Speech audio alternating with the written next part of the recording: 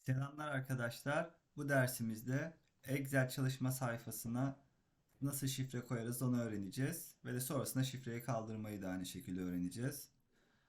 Sol üst köşeden dosya sekmesine tıkladım. Bilgiye geldim. Çalışma kitabını koru. Parola ile şifrele. Buradan parolamızı yazıyoruz. Enter yaptım. Tekrardan istiyor.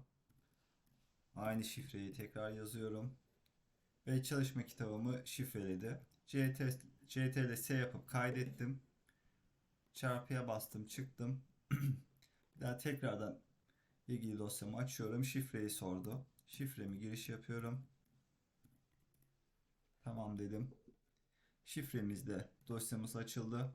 Eğer kaldırmak istersek de aynı şekilde tekrardan dosya, bilgi, çalışma kitabını korudan parola ile şifrele dedik.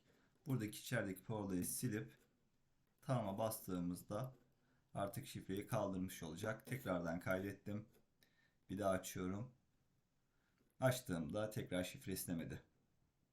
Bir sonraki dersimizde tekrardan görüşmek üzere.